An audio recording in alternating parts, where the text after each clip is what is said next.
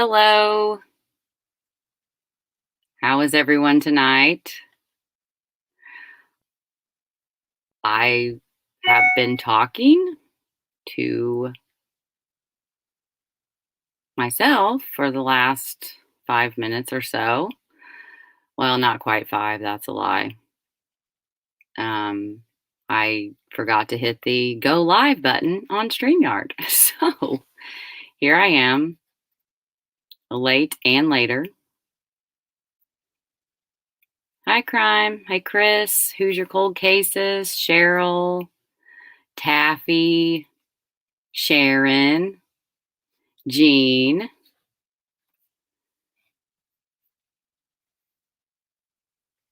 AJ, Automobile, Hope, Truth and Justice Channel,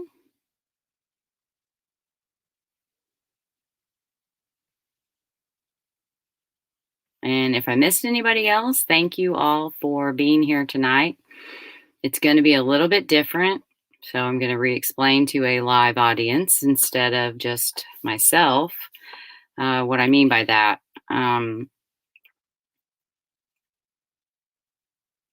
I plan on uploading this to my podcast that is not on YouTube.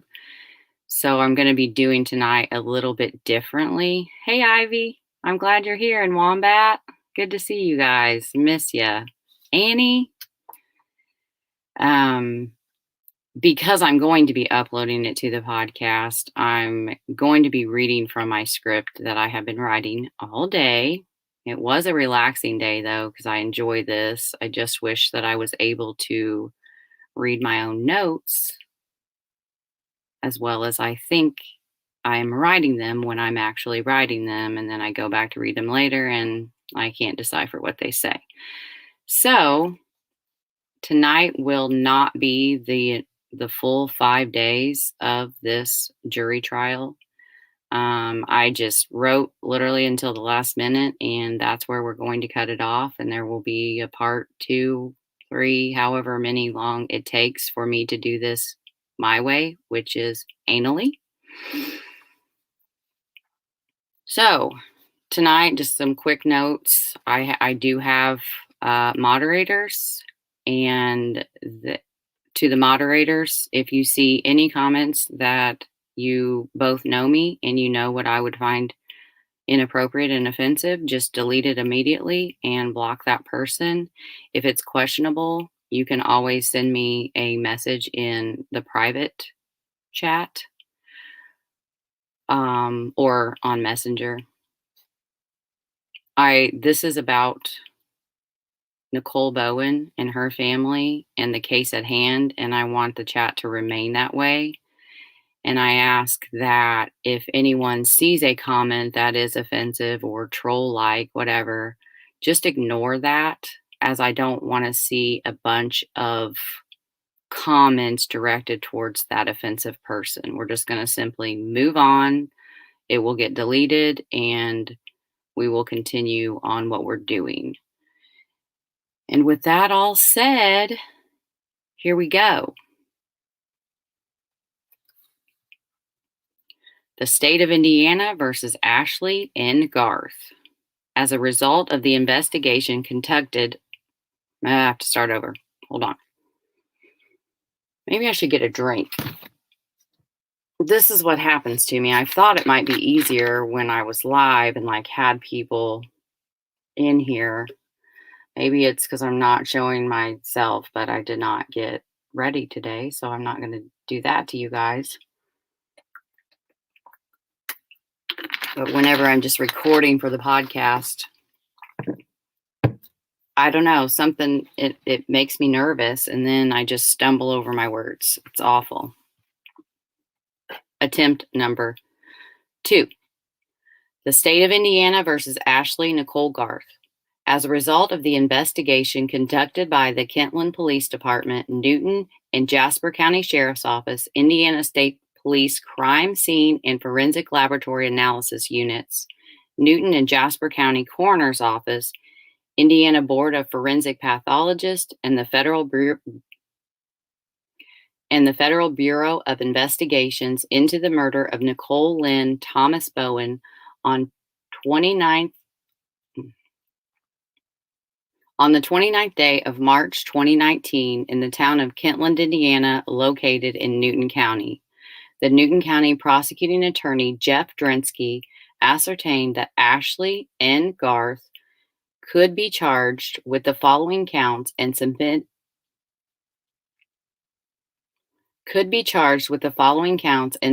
the affidavit to the Newton County Superior Court Judge Daniel J. Moulter. Count 1, Indiana Code 3542 1-1, Article 1, Murder. Section 1.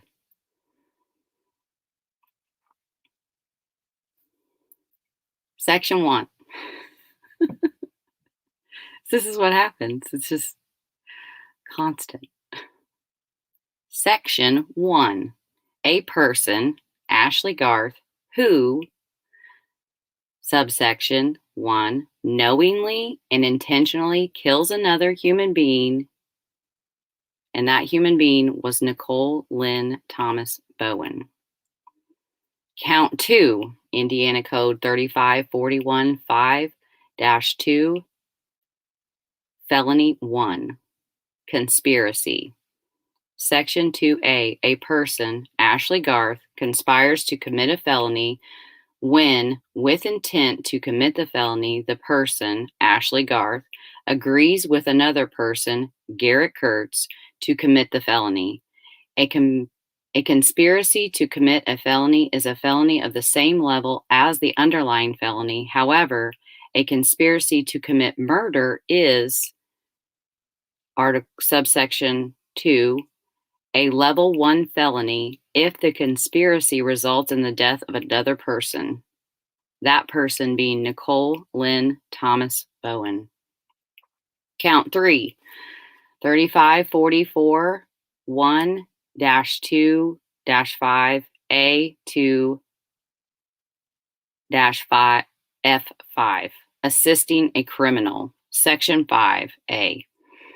A person, Ashley Garth, not standing in the relation of parent, child, or spouse to another person, Garett Kirts, who has committed a crime or is a fugitive from justice, who, with intent to hinder the apprehension or punishment of the other person, Garett Kirts, harbors, conceals, or otherwise assists the person, commits assisting a criminal, a Class A misdemeanor. However, the offense is, subsection 2, a level 5 felony if the person assisted has committed murder. Count 4, 3542-1-4B3F5, involuntary manslaughter. Section 4B. A person, Ashley Garth, who kills another human being, Nicole Bowen, while committing or attempting to commit battery, commits involuntary manslaughter, a level 5 felony.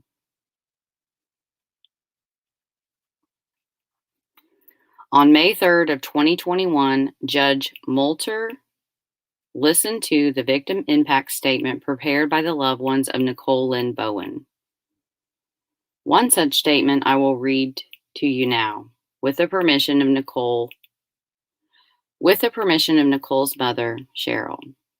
This is the speech Nicole's oldest son, Corbin, age 10, he was 8 at the time of his mother's murder, read to the court and the defendant, Ashley Garth. Before I begin reading, I want to take a moment to set the scene of what he experienced that day.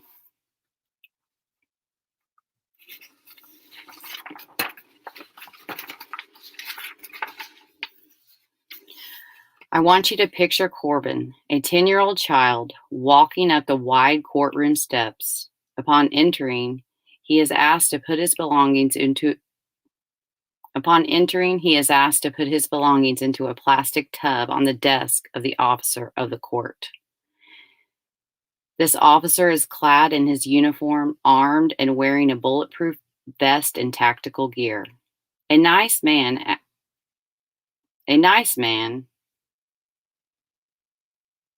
As nice as this man is, he is intimidating. And he was a very nice man. Corbin answers the officer's question as to why he is there while walking through a metal detector. Corbin is now walking up 3 flights of stairs or waiting for the slow ding of the small elevator to come and slowly raise him to the 4th floor of the courthouse. Now this little boy must repeat the same process as he did at the entrance by yet another officer of the court before finally walking up to the courtroom doors. He is greeted by the bailiff of the court, who ushers him to the witness stand. He passes by the woman he knows killed his mommy. She is sitting only a few feet from where he is bravely walking. He sees the judge seated on his bench high above the floor. He answers the judge's questions and faces the courtroom of mostly adult strangers and the woman who stands accused of murdering his mommy. Mind you, he did all of this after spending hours upon hours thinking about and writing what he wanted her to know. He wrote this by himself.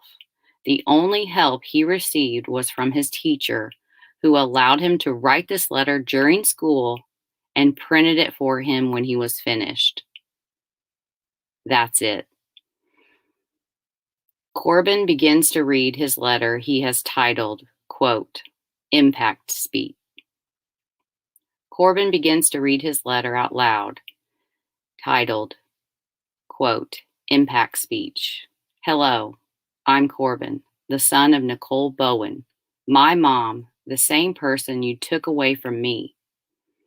This started 2 years ago, the day I learned I would never hear her voice or feel her hugs again. That day I was in my bedroom playing games, and I heard crying from upstairs. And in my head I knew something happened to my mom. What's wrong? I thought. Well, after about 30 minutes, I was called upstairs to the worst words of my life. Your mom has passed. Ever since then, I thought about it and how my little brother and I won't have a mom to talk to, how he and I will celebrate our birthdays without a mom, how all he has is me and my grandparents to tell him about the silly things she would do. Now all I have is a headstone to tell my biggest achievements to.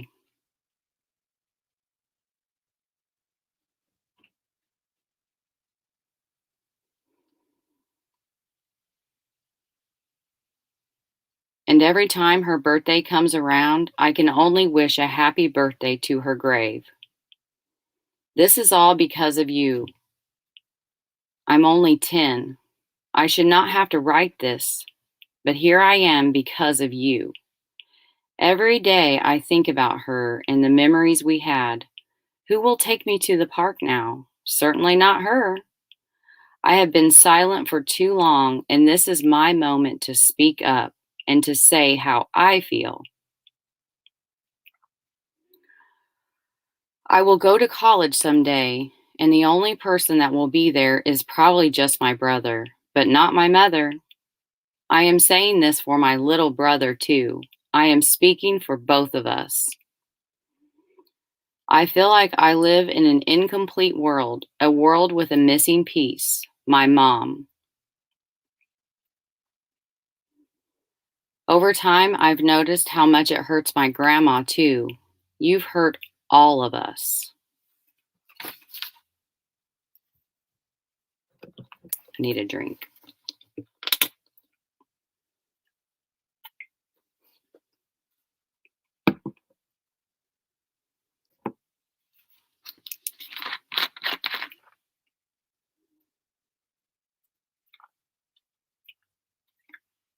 I know, Ivy. He really is.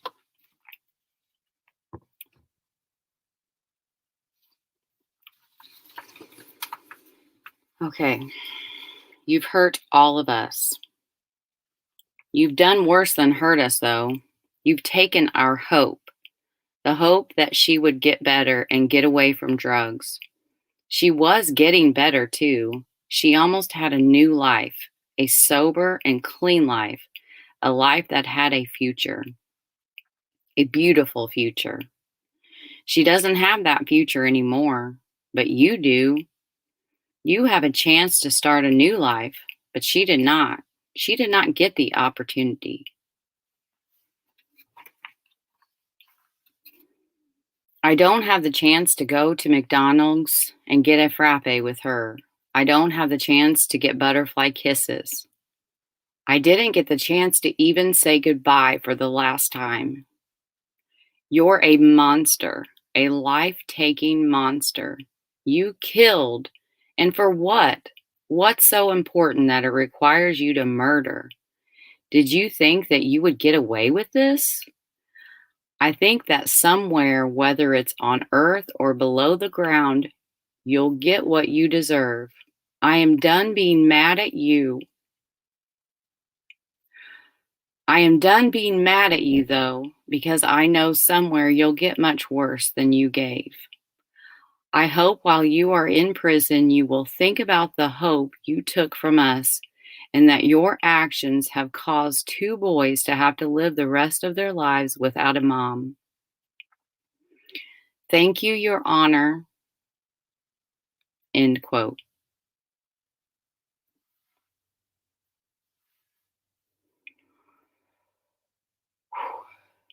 How do I follow that? I can't. The only thing I hope for is to make Corbin and his family proud, and that one day when he is grown, if he watches this, he will know that the truth was told here today. Not sensationalized, just the facts and a few impressions of someone who was there and wanted his mother to be remembered, today and the years to come. His mommy was a part of history, and people will know her name and the impact she had on this earth. The impact of her death and her life, as told by her mother and aunt in episode 1, Getting to Know Nicole. The link is located in the description of this video. I hope that his mother's true story will help another family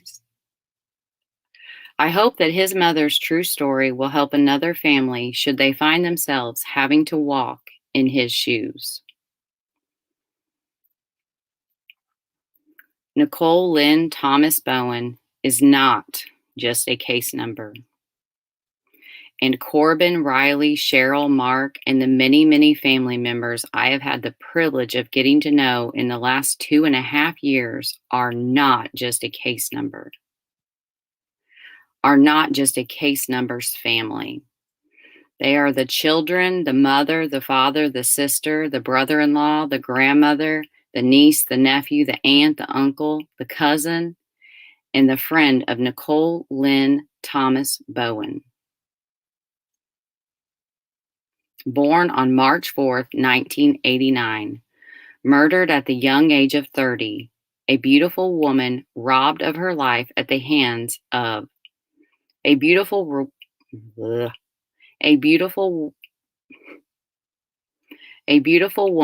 robbed of her life at the hands of, as Corbin said, life-taking monsters who had no right to take her from them, no right to take away their hope. After all is said and done, her true story is told, justice is served, the courts move on to the next case, and we, the public and media, move on. Their grief remains. The impact of this murder will extend for the generations to come, forever altering the course of this family's life. Really think about that.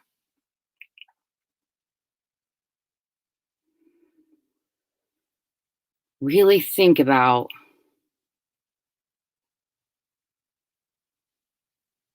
the decisions you make and the impact those decisions have on the rest of your life and the rest of everyone else around you's life. Man. At the end of this hearing, Judge Moulter rejected the negotiated plea agreement, granted the state's motion to include a fourth count of involuntary manslaughter, and reaffirmed the trial date set for May 17th of 2021.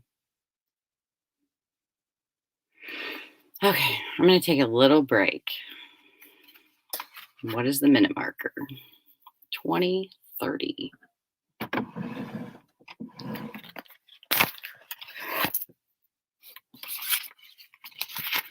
Hey, Doris. Hey, Randy.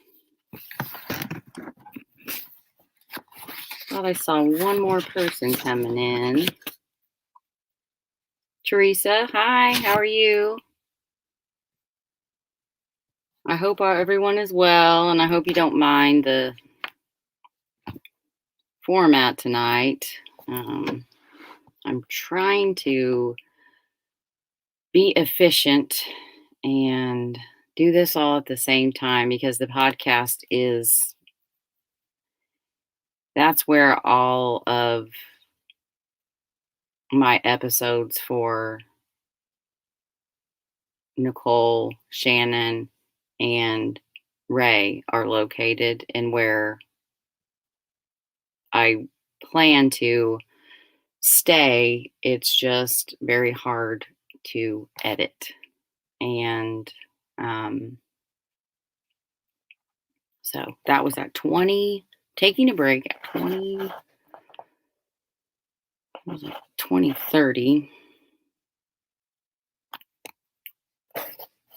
Okay. Hey, Freckle Joy. How have you been? I haven't seen you in a while. You're alive. That sounds about right. I'm alive.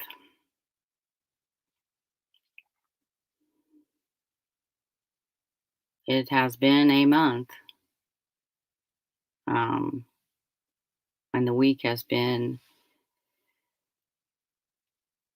a long one. It's been a long one. It's been very challenging and really trying. I mean, just for me personally, in a different way than I'm sure the family. Even though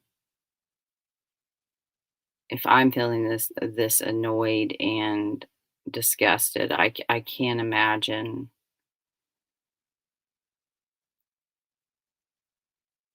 I just can't adequately put myself in their shoes.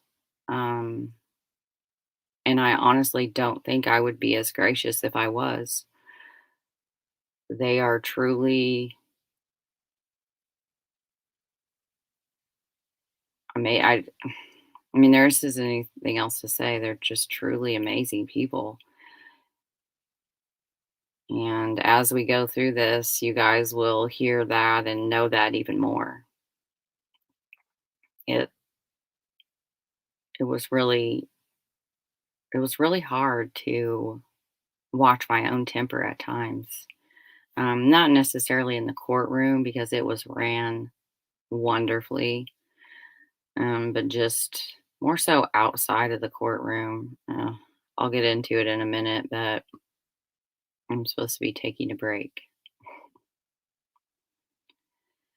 Yeah, time does seem to be going fast.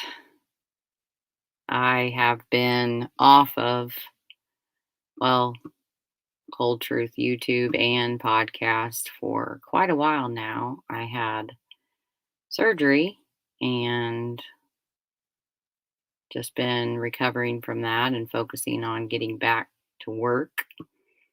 And then I've been focusing on this trial all week. I have a few more days of availability, and then I will be off again for another surgery. And then my daughter will be having a surgery 2 weeks after me. So I am probably not going to be putting out a lot of content anywhere. But when I do, I will always share it to my links, and subscribe and like. It'd be really helpful. I don't really care about the 1,000 followers. I actually kinda think that's silly that YouTube does that. Like, you can't post in the community until you have 1,000 followers. Like, why? What about looking at it as that's a way that podcasters, YouTubers that don't really have time to sit down and podcast all the time can talk about stuff with subscribers? I don't know. Maybe it's just me. But anyways, it would have been really nice to be able to have that this week to just update people or say things and um but yeah, it is annoying. But I'm not here to make money. I'm not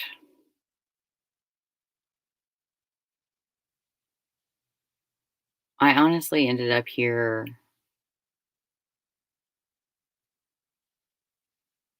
I never really thought that I would be here. I love listening to podcasts, and I always thought I would just be like my dream job would be researching and writing for another podcaster. Like, I ran the Facebook page for Shannon, and one day I just got really mad. Just got really mad about me spending all this time and thinking that everyone should care about Shannon Nicole Polk. And I would write them and they would respond and be like, yeah, give me the details. And so I would spend all this time like writing something up and sharing every link and grabbing every reference I could. Ugh. And then to just not hear from them again. And so one day I was just like, fork it. I'll do it myself. Can't be that hard. And so that's how I became to be Cold Truth. And the name comes from that the Shannon Nicole Polk case of and Ray Hainish and Nicole Bowen, just because of my long term plan, which I have not done a good job of detailing on podcast or YouTube. I want the listeners to be able to come to a podcast and hear different series on different victims inside of the criminal justice system that are all at different places, so that no matter where they are personally, when they find themselves in the shoes of one of these victims' families, they have a place that they can go to and hear straight from the victims' families and learn all about what happens at each individual process and what it's like. You know, I know I say that in there, what it's really like to be a case numbers family. I think that is an unfortunate. It's unfortunate that that gets overshadowed for, and it's a human nature to want to get the nitty gritty, the true crime of it all. Um, and in that process, these victims and their families, mostly their families, suffer the fallout from feeling even more victimized and exploited and alone in a crowded interweb, if you will,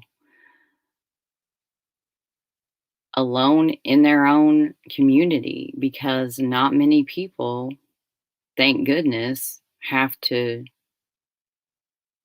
be in their shoes and be a murder victim's family.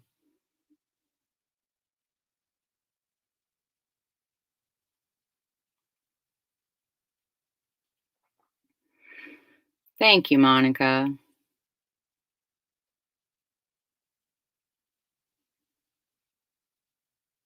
Oh, Chris, you know me. I don't put myself down. I just know myself real well. And I think that that is a good thing. I think when you know yourself, when you know your faults and you know your strengths, You can be way more efficient in this world. And if you're not willing to admit them, I don't got any time for you. That's just how I personally feel. I don't ever view it as putting myself down. It's just being real. It's just the truth. Hey, Ginger. I'm glad you are here. Oh, good. She says, I just sent TV18 my feelings about the verdict. Oh, I can't wait to read that. I cannot wait to read that. I got to hang out with Ginger a lot this week. She's my girl. She's tough as nails, I'll tell you what. Funny. And Anna, she was there for the first two days of the trial. And I really respect her. And I think great things will come for her in her future. Okay. We get back to it.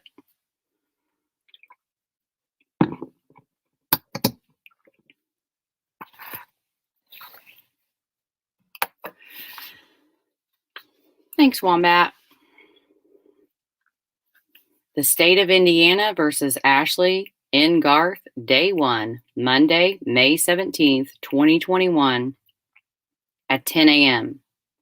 I was not able to attend. However, this is what happened according to Cheryl and Google. Jury selection. What is a jury in the state of Indiana? What in the heck is that noise?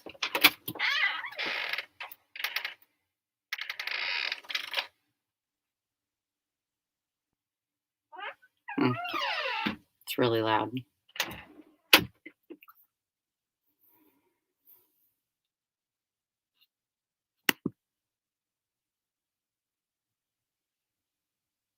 No, I did not see. I know. I did not see your weaknesses. And yes, I do have a very squeaky door. Hey, True Crime Recliner, how are you doing? Glad you're here. You don't have any weaknesses in my eyes. But I know, I get you. I feel you. Okay. What is a jury in the state of Indiana? I'm reading from juryduty101.com.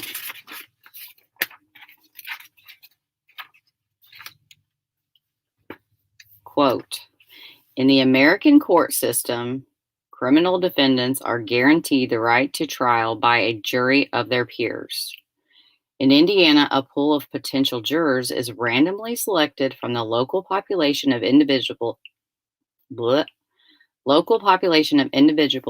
Oh my gosh.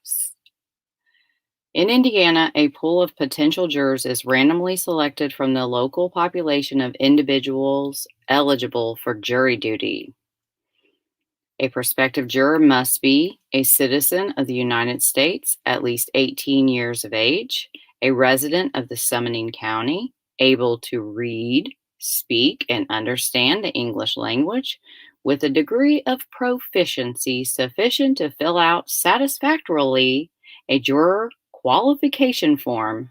Wow, that was a mouthful. Is not under a guardianship because of mental incapacity, had their civil rights restored, granted pardon for a felony. How are potential jurors chosen in Indiana? Again, from juryduty101.com. The first stage in jury selection is summoning a pool of potential jurors from the list of local citizens eligible to serve on a jury in Indiana, as described above. Names are randomly drawn as needed, but at least once each year based on a calendar year commencing in January.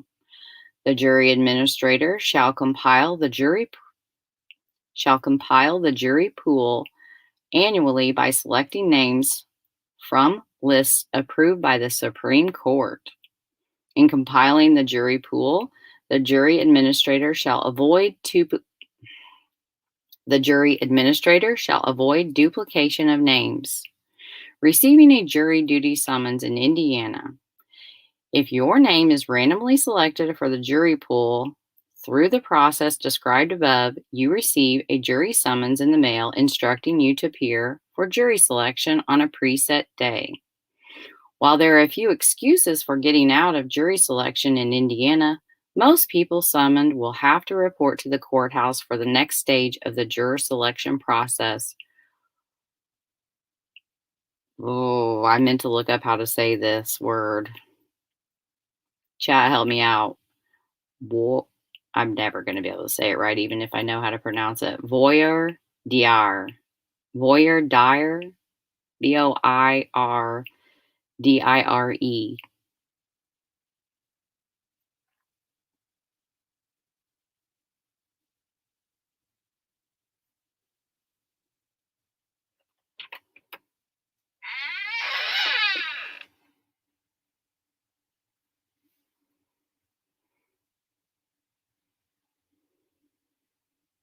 Voir.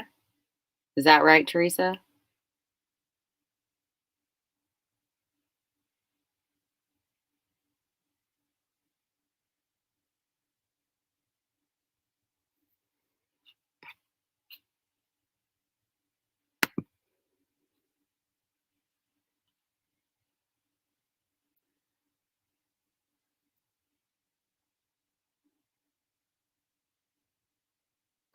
I don't know how to say that.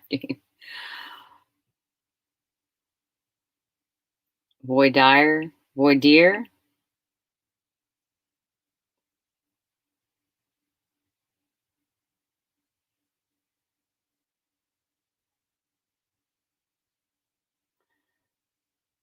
Voir. We're just going to go with that one and hope against hope that one of these things I've said out loud is right, because you cannot ever get it to match if you pull it from another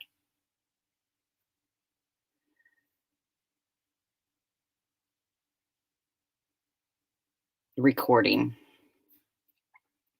Voir.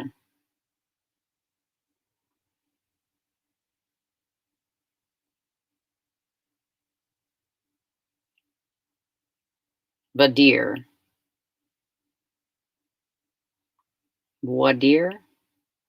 Voir. Surely one of them's right. Just because you qualified to be a juror and are summoned for jury selection doesn't mean that you will be selected to be a juror on a case.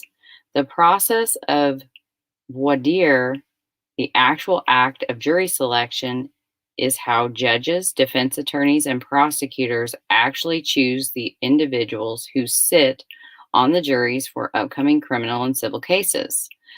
Through the voir dire process, each lawyer will ask the pool of potential jurors a series of questions about their background, beliefs, prejudice, or impartial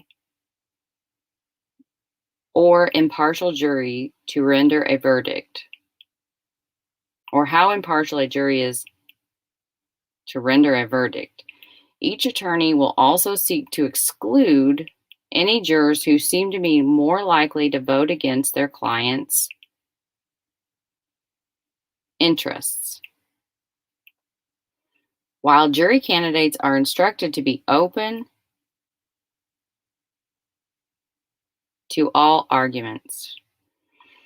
How are potential jurors chosen in Indiana? The first stage of jury selection is summoning a pool of potential jurors from the... did I write these twice? I think I did.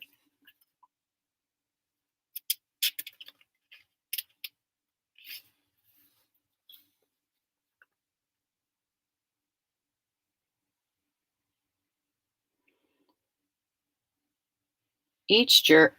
I'm just going to read that last bullet point again. During the voir dire process, Each lawyer will ask the pool of potential jurors a series of questions about their background, beliefs, prejudice, or relationships with any party to the case. While the goal is to select an impartial jury to render a verdict, each attorney will also seek to exclude any jurors who seem to be more likely to vote against their client's interests. While jury candidates are instructed to be open and truthful, when answering such questions, the juror selection process is also where most individuals who don't wish to serve on a trial find a way to be excused from further jury duties. When answering such question, the juror selection process is also where most individuals who don't wish to serve on a trial, and I wrote that again twice, so end quote. 12 jurors and 2 alternates were agreed upon by the state of Indiana Newton County prosecuting attorney Jeff Drinsky and defense counsel for Ashley Garth, attorney Lori James. Opening statements for the state and defense counsel were heard by the jury of peers. The court adjourned for the day around 5 p.m. On day 1, Nicole's family spent 45 minutes driving to Kentland, arriving approximately 30 minutes before 10 and leaving 7 hours later around 5 and driving 45 minutes back home. On the first day of the state of Indiana versus Ashley in Garth, her family spent a total of 9 hours of their day on her. The state of Indiana versus Ashley in Garth, day 2, Tuesday, May 18th, 2021 at 2 p.m. And I attended this day, and this is my account per my notes.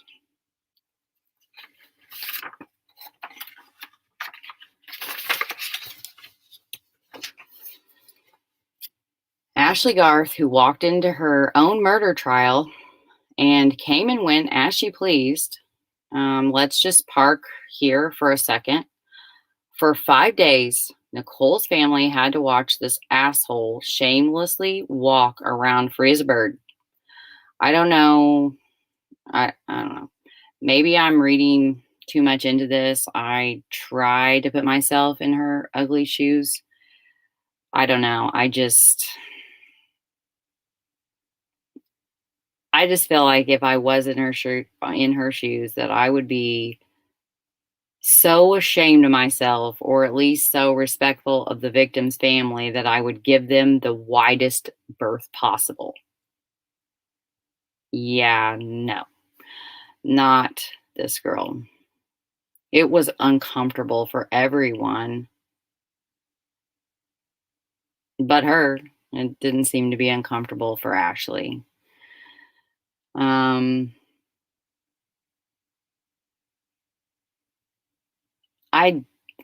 I genuinely felt bad for her family. It seemed they were embarrassed, but were afraid to rock the Ashley boat, so to speak. This is speculation, of course, on my part, but I have seen her throw quite a few temper tantrums, and there were times when it was embarrassing to witness it, like as a bystander, just like as a witness of the court. Like, it was embarrassing to witness it. I can't imagine being her relative or friend. And I feel like they, in the circumstances that they were thrust into by her, they were probably just doing the best they could. You know, I think it would be way more embarrassing than what they did, which was just follow her around quietly. If this was what they were thinking, like, I don't know. Yeah, automobile, Ashley boat equals trash barge. You have no idea.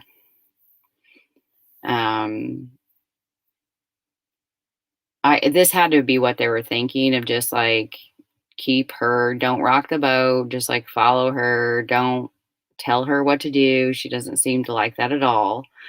Um, and just kind of try to keep the calm, I guess. I don't know. That was just my impression of just watching their body language versus her body language, which was a total contrast.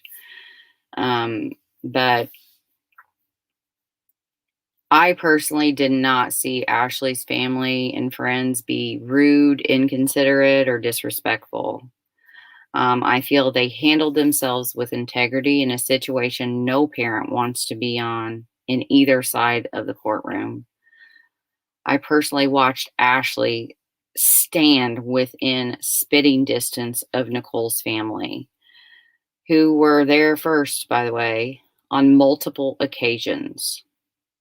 The courtyard in Kentland are not very big, but the building does have 4 sides. Sheesh.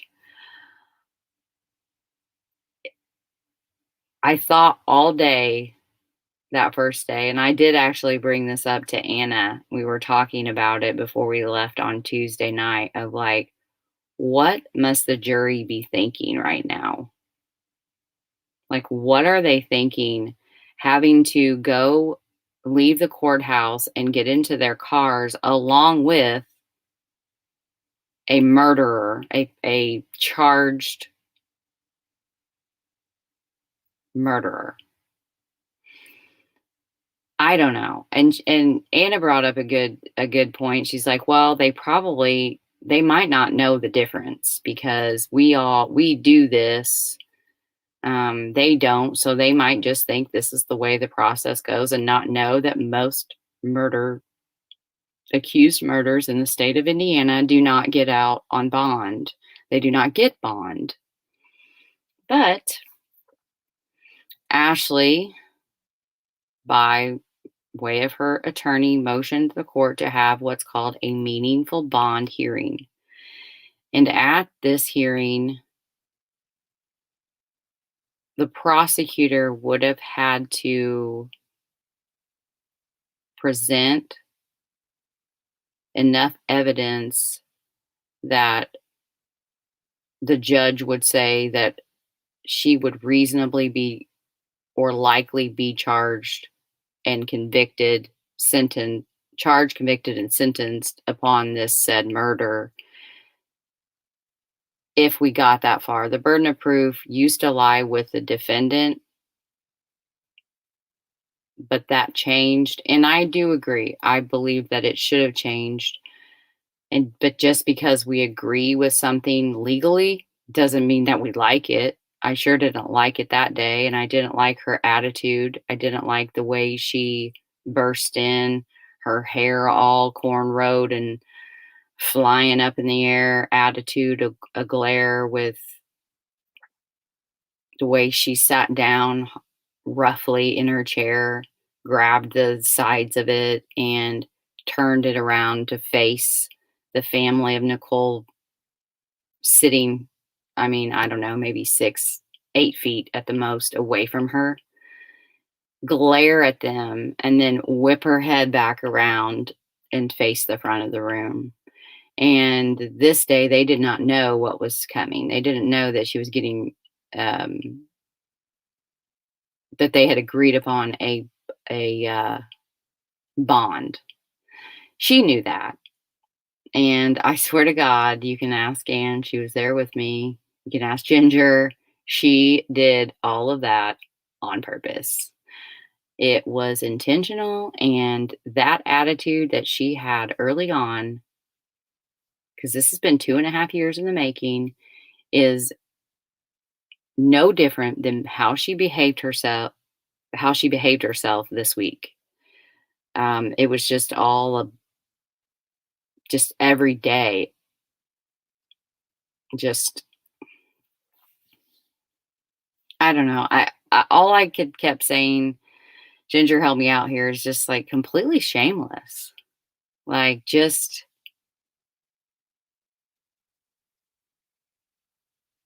I don't know.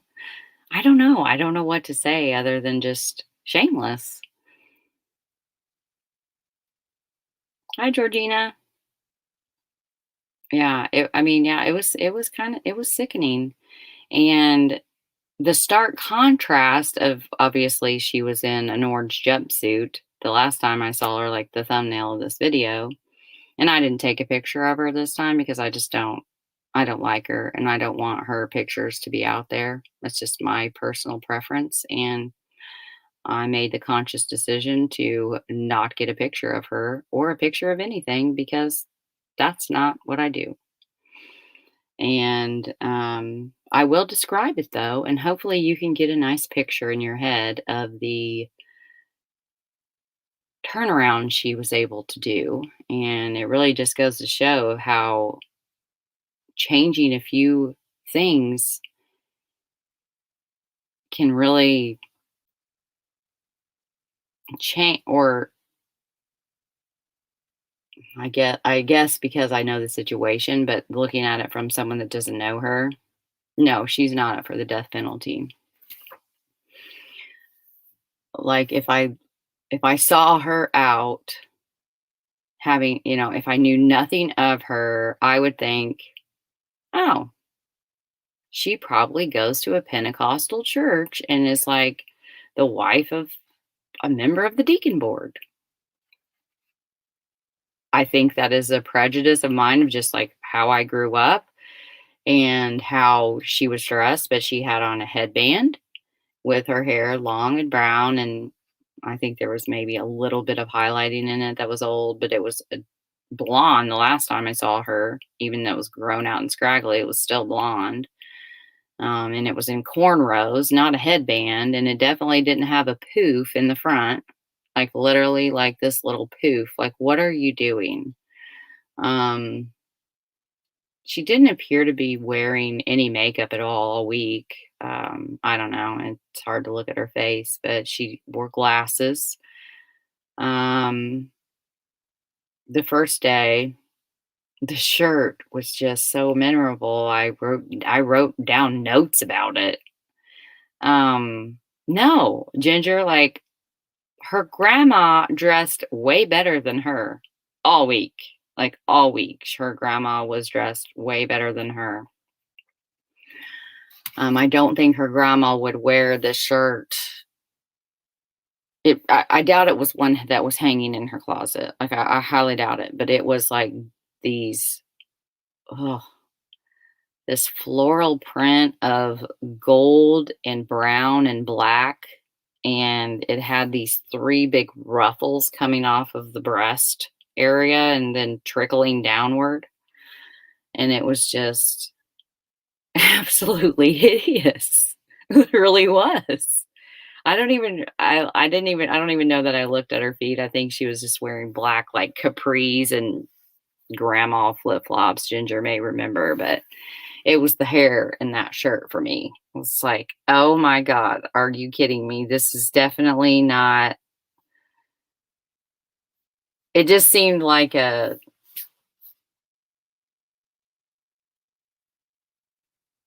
overt out there attempt to, is that the right word? Overt, like appear to be. You hear about this in jury trials of how a defendant will, you know, try to put on this front, and how are the jury doesn't know any better. Hey, Cher, good to see you here. The jury doesn't know this person. They're asked all these questions to make sure that they don't know the perpetrators or the victim, and at least not in detail. So they don't know anything about her. They don't know what she looks like day to day, and they didn't screenshot her Facebook profile before she deleted it like I did. They're seeing her as she is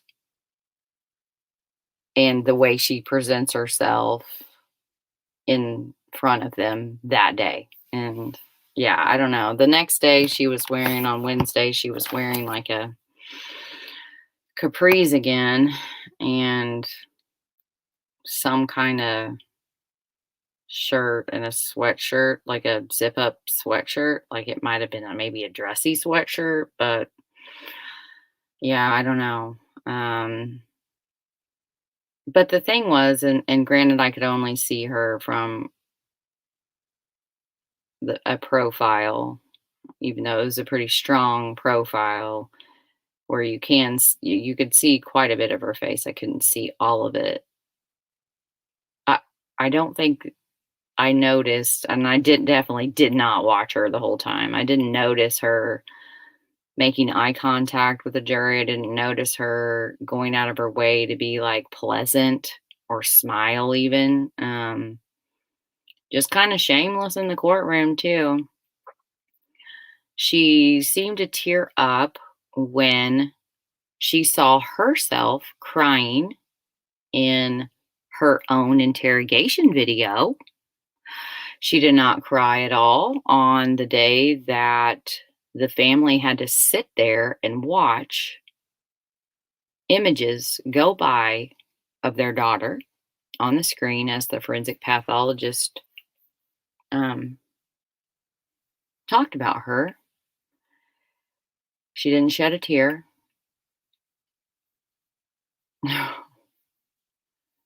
Yeah, orange is her color for sure.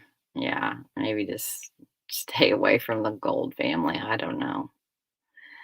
I don't know. But yeah, it was hard to watch at times. And then in contrast, watching the two families, and I've already told you about how what I felt about her family, and then watching, Nicole's family, obviously.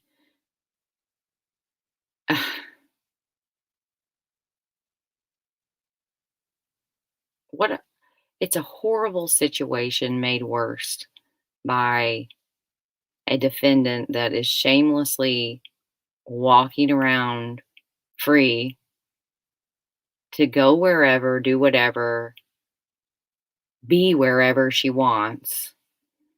And there were times that it did seem that she would intentionally be right where they were. You're just like, are you serious? I mean, there are four walls to this courthouse. Go behind one of them, especially after leaving a courtroom where you're hearing the true story of what happened to Nicole. I don't I don't get it.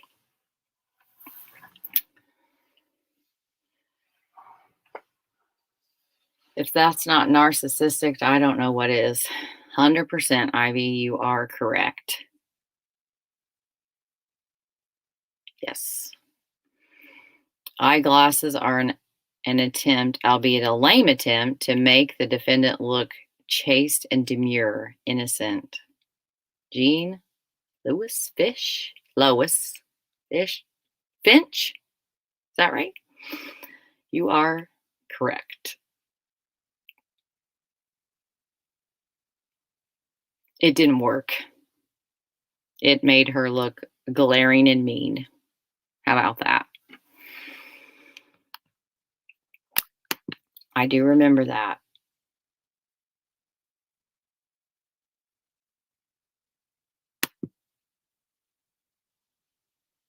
Oh, yeah, who's your cold cases? Don't I know it? We've had many discussions with Ivy about that term and the way that it is tossed around and used improperly and uneducatedly. And I do agree with her. And I also agree with her comment just now. If that's not narcissistic, I don't know what is. Um, I feel like I don't have a degree, so that's out there. Um, but pathological narcissism would definitely be on her paper if that part was not suppressed from the jury. We never did hear any testimony from her psych eval. So I'm just speculating that since it was not a part of the trial, her psych evaluation was not a part of the trial, that probably means that it didn't go her way. And so the motion in Lemmy to, or Lemine, however you say that, to suppress was probably because it didn't turn out her way.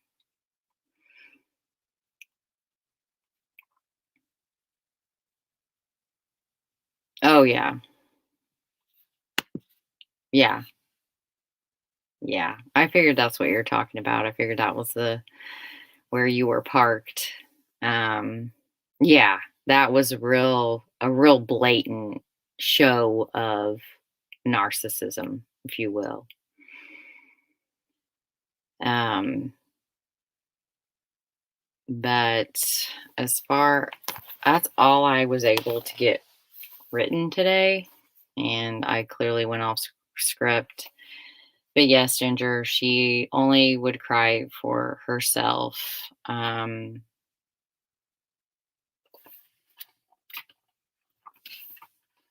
going to just see how this works. I might have to re-record this part.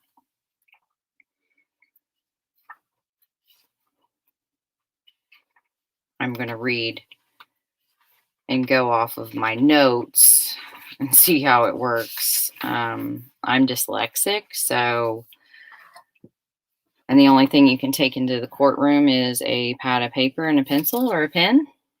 And obviously you can't record anything, and then you can't talk, so you couldn't, like,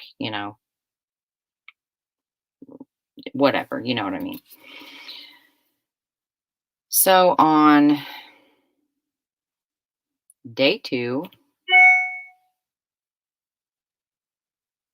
why is that going off? I don't have any messages.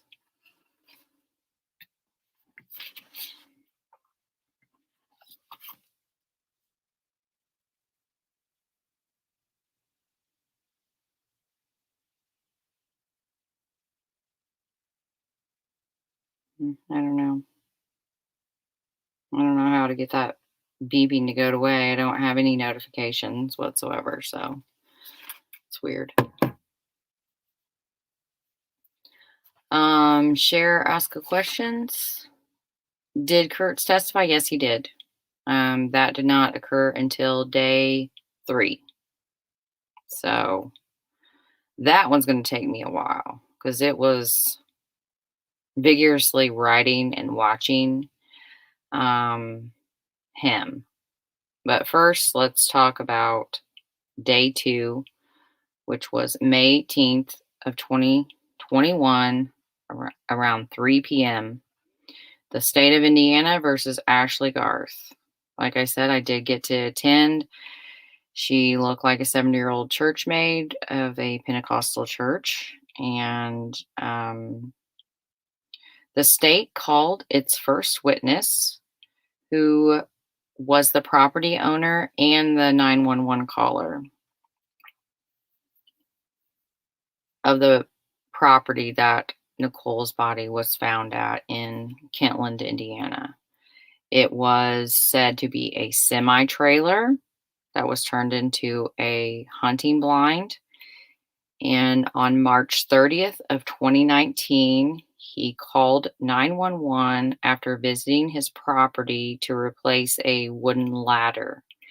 He rounded the corner and saw Nicole. The court shows the pictures of the trailer first. Lori James, the defense attorney for Ashley Garth, objects on how accurate and fair the images taken by the crime scene tech are of what the witness saw. She objected to some very strange things. I'm she's just doing her job, and I don't know her job, and so therefore, I'm just gonna keep reading. The judge declined, or what's that called?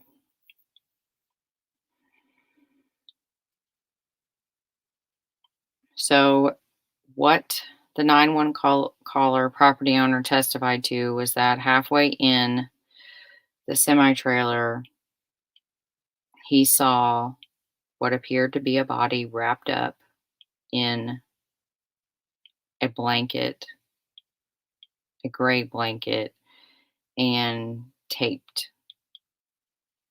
And he did not go in any further. Therefore, he did not contaminate the crime scene. And that was important to establish that, obvious for forensic, reasons.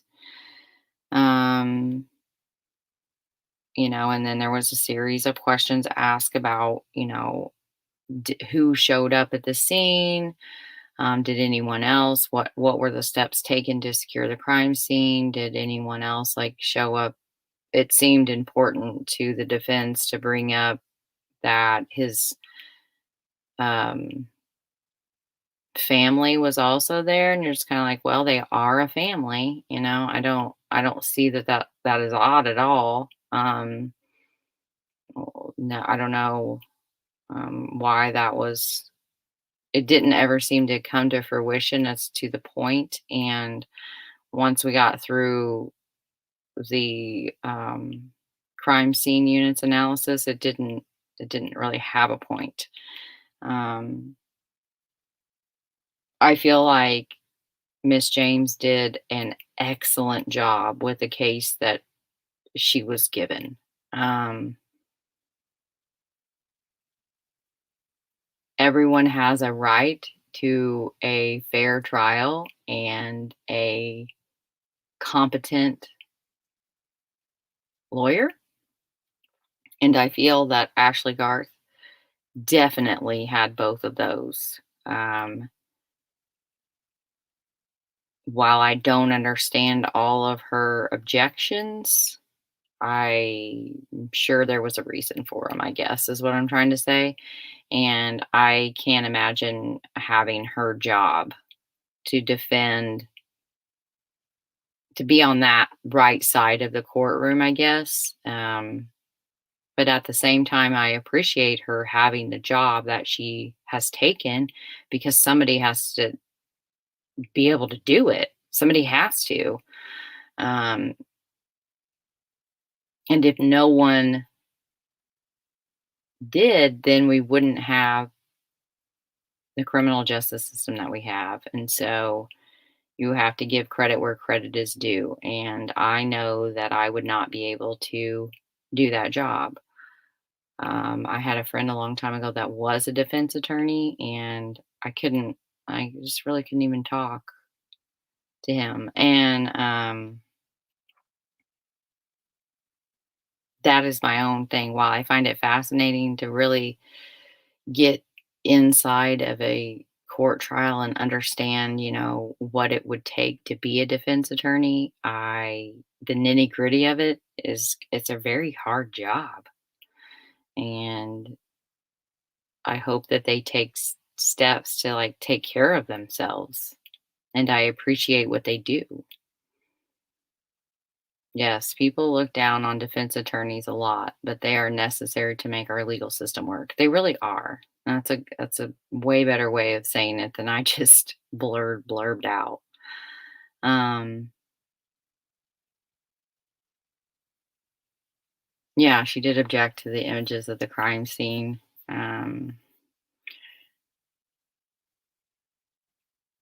Yeah, and the poor guy, like I saw Ivy.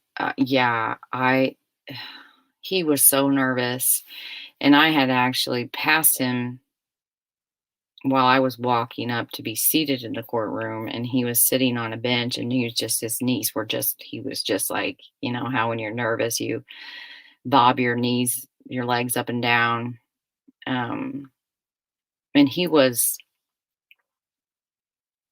he was traumatized by that, of what he saw, and it affected him because he has a soul. It affected everyone but Ashley in that courtroom. Um, some more than others, obviously, her family are having to look at that while there's a big difference between hearing something and seeing something, and I'm sure even bigger of a distance in seeing it in person. Um, and I felt bad for him. And then you have to, not only do you find the worst thing imaginable on your property, hidden in your hunting blind, you call 911, you're criticized for having your family with you, like, how dare you go visit your own property with your family? I don't know. But he had been there a few days prior and there was no body, and so that's how he was able to know that it was just had happened. And he did a great job calling. I would probably be all stumbles all over my words, and I mean, he was definitely scared a little bit, and his voice was different than what it was in the courtroom, but he was also very, I felt bad for him, is all I can say. Um,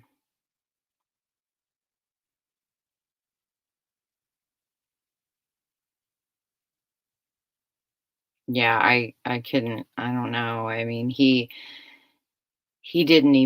wasn't able to ascertain whether the body he had found was male or female.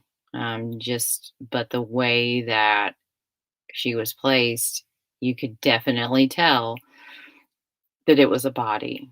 Um, and his was really short.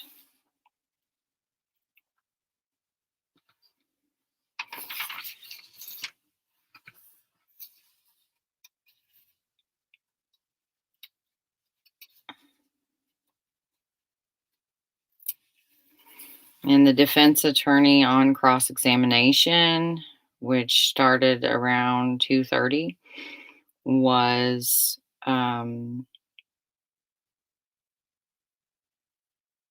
how long, standard questions that should be asked to establish a timeline. How long, did it take before you called from the time you called 911 for the officers to arrive? And he said, um, 10 minutes, under 10 minutes, which is, I think he actually said 3 or 4 minutes, in a total time of like no more than 10 minutes of total. Um, Again, like, she asked on cross examination if anyone else came or was there, and he named those people, which I will not. And then the state called,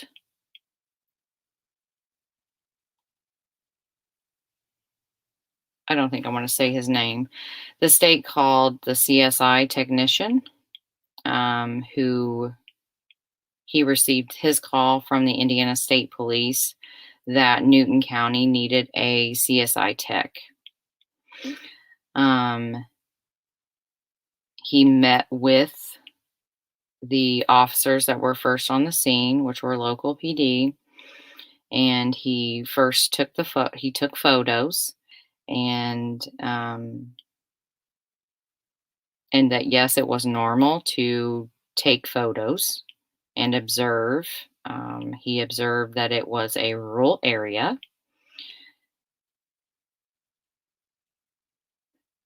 and on the north side of the road was a semi trailer. He approached from the east end, It had no doors and appeared to be a body wrapped in a blanket inside of the semi trailer. The he took he was asked if he took photos on the inside of the trailer, to which he replied yes.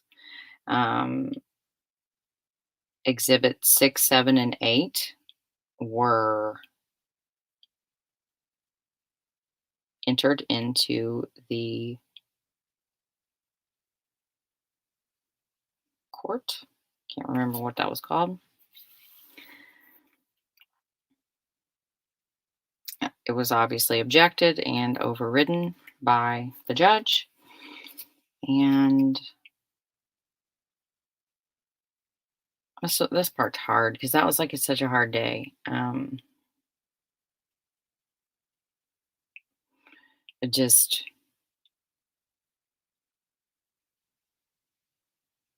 sitting there watching. I was behind and diagonal to Cheryl and her husband Mark, Nicole's stepdad, who raised her and is raising her boys and is an amazing man. I really like him. I tease Cheryl all the time. And watching them watch the video screen of these photos was pretty miserable. And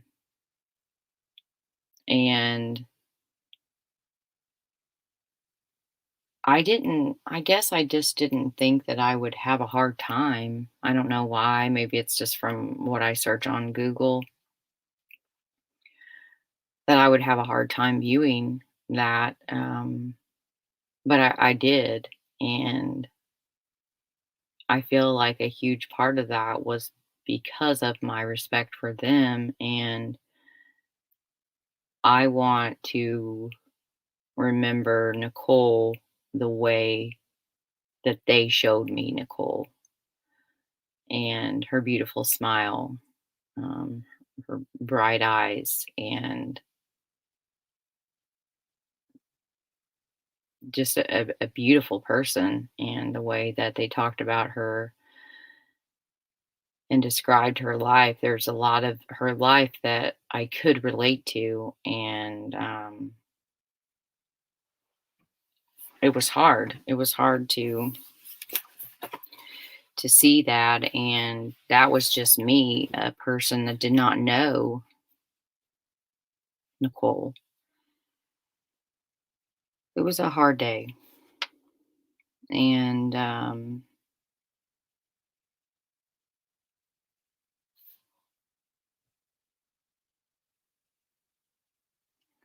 what they did to her, the affidavit just can't. It doesn't do it justice. I don't know. You can't really wrap your head around all of the things. You can, but not as well. And then when you see the visual of it, you're just like, "Fuck, wow." I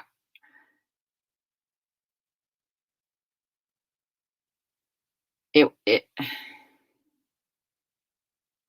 the brutality of, when you hear that someone was that they died by ligature strangulation, it's hard to really picture what that looks like. And I hope that no one ever has to see that, whether it's in a photo or in a courtroom, in a photo, in real life. It's I don't know. I don't understand why these defendants used so many things on this poor woman. And then just to be able to see them layered on top of each other, all in, one area, like just a 1-inch area. I think the tape was maybe 2 inches wide at best, and, like, all of this stuff just layered upon one area, and, there were, um,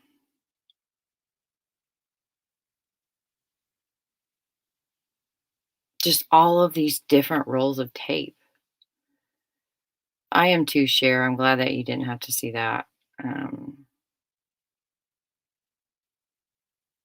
there were pictures that I did not really look at, nor would I speak about in detail if I did. I didn't. It was a glance and then like, yeah, I don't think I wanna see that. I don't wanna have that in my head. So,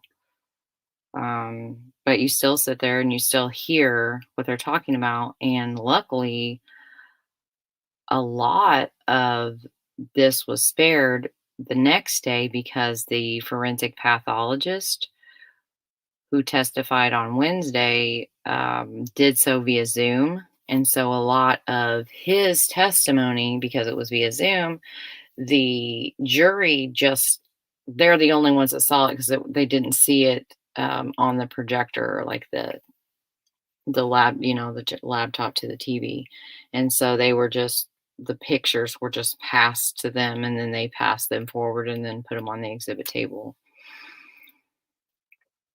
Yeah, Ginger. Yeah, and that's another fallout of murder and the impact that it has of this day, this court day that you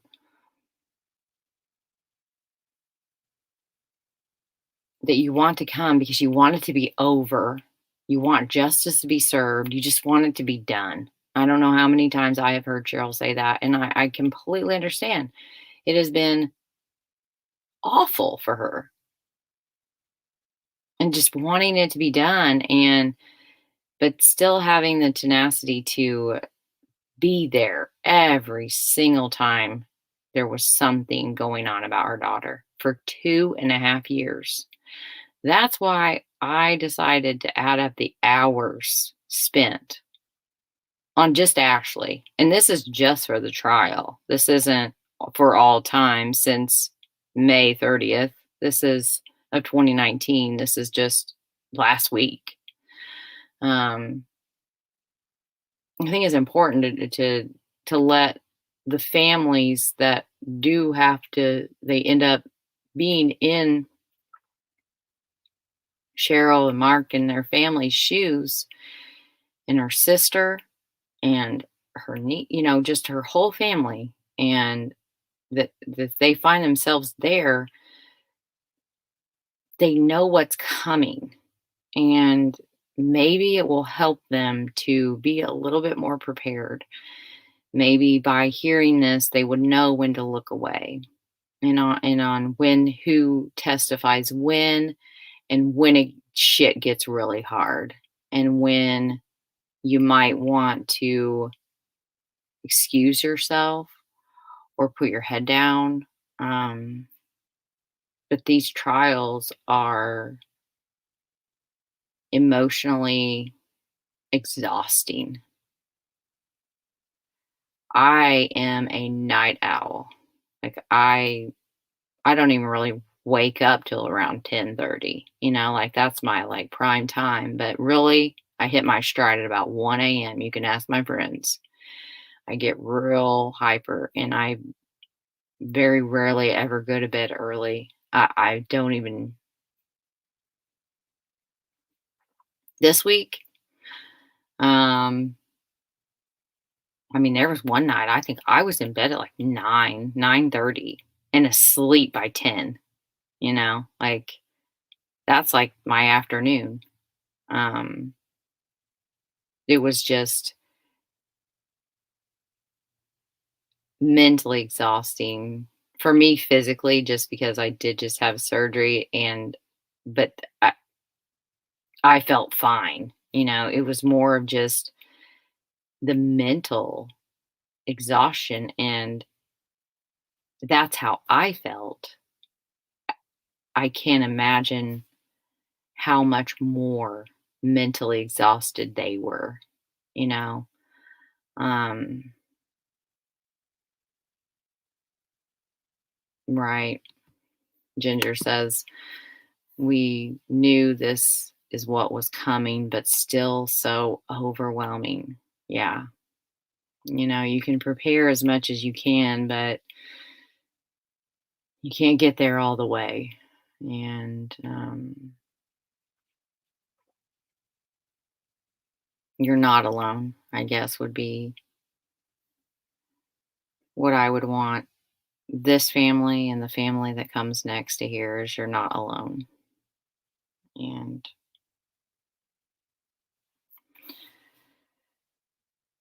I think I'm done. I am mentally exhausted. And so I want to do this the right way, and I don't feel like I'm doing it the right way right now. And I also want to I just took notes as I was hearing them, and I don't want to say something that I didn't intend to just because I didn't take the time to write out a script. And um yeah, I'm not really going to apologize for that because I don't I while I love having, people in the chat, and most of you guys I've known for quite a while, whether it's in my chat or other people's. I've seen you on Facebook. Um, I consider us all like crime friends, and I enjoy that. However, I don't do this for your approval. Um, and so, on that note, I'm going to end this for tonight, and we will pick up part two when I feel I have anally written to the best of my ability the rest of day one and day two, which will be a test of my patience with Garett Kirts. His testimony was atrocious, and by yeah, we gotta say it was that was a crazy day. And I will try to go live in the next few days when I have time and I have written this properly. So, on that note, good night, everybody. Have a good one.